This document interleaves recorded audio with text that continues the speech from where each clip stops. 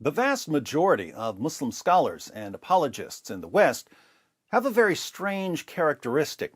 In their zeal to shield their religion from critics and to prove that they are the true defenders of Islam and to win praise from their followers, they will say almost anything to block a criticism, even if they have to twist and distort the Quran and the Hadith, even if they have to lie about the history of Islam, even if they have to throw centuries of Muslim scholars under the bus. As long as they successfully deflect a criticism, the ends apparently justify the means. The most interesting part is that the more they twist and distort the Quran and the Hadith, the more they lie about the history of Islam, the more they throw centuries of Muslim scholars under the bus, the more popular they become, because their deceptive dawah tactics make them appear to be the champions of Islam who are successfully protecting Muhammad and the Quran from evil critics. There are, of course, a few problems with the approach of westernized Muslim scholars and apologists. There's a moral problem. It's just wrong to spread your religion through deception and manipulation, but that never seems to bother them. There's a practical problem. The more you lie, the easier it is to expose your deception. So if you just keep piling lie upon lie upon lie in order to defend your religion, you end up making it easier to expose your religion. And there's a division problem. When some people lie for their religion, there will be other people who don't believe in lying for their religion, so they start criticizing and condemning the liars, and this leads to division within the religion. People are starting to notice the division problem that's arising. Let's look at a fascinating example. A Muslim named Muhammad was on Twitter criticizing Mansour for exposing the lies of Sheikh Uthman ibn Farouk. Muhammad said, "The fact that you think it's okay to make threads against someone that has dedicated his life to spreading Islam," that's Sheikh Uthman, "and side with someone whose life mission is to spread lies and misinformation about Islam, supposedly me, says enough about what your intentions are." That's when Basil stepped in and replied, "Are you seriously defending Uthman over the truth? Is he your daddy? I mean, even if he was, you don't have to put him over the truth. What's wrong with you people? The Jahiliyyah is over. Get over it. If you want to defend Uthman, you need to make him stop lying. That's the only way you can defend him.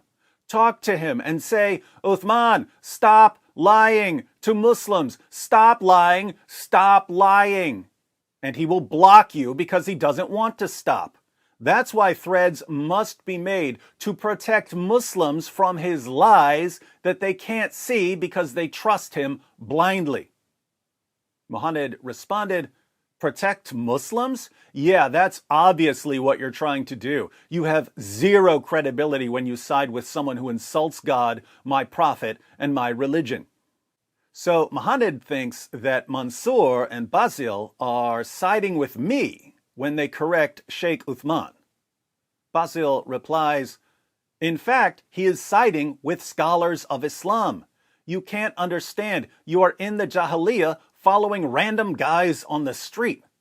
Uthman threw the scholars under the bus, and you're like, 'Yeah, Uthman, keep going. We need to defeat David. Throw all those filthy scholars under the bus. Go, go, Islam is peace. Beat them all, these hateful scholars.'"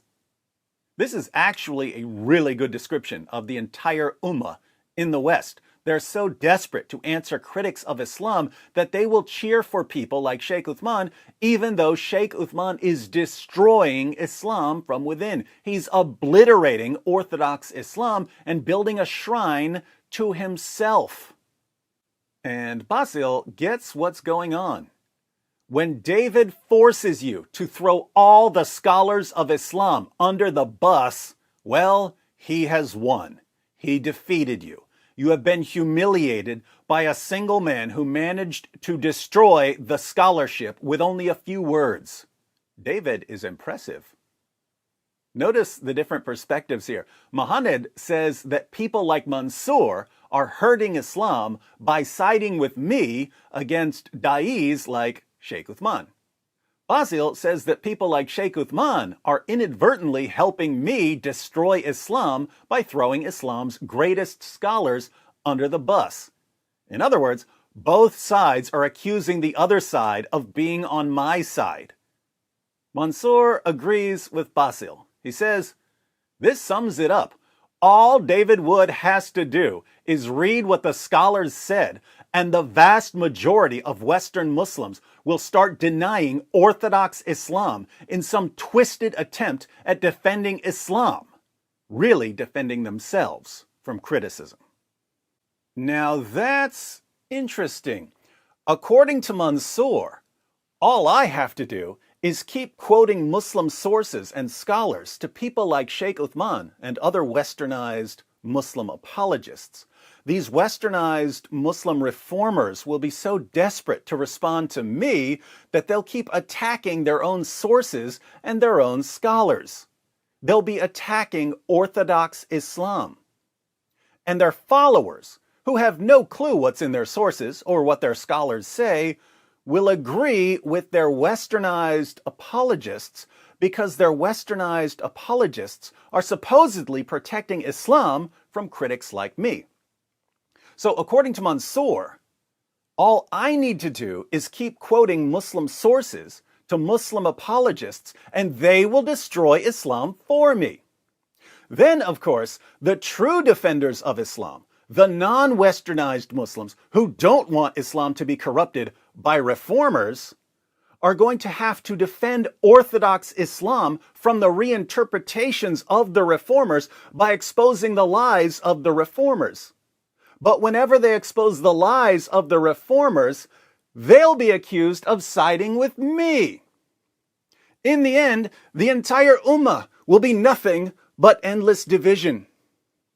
And as Jesus said, a house divided against itself cannot stand. Interesting perspective, Mansour.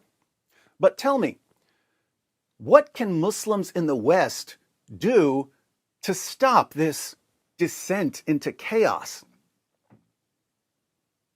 Oh, absolutely nothing?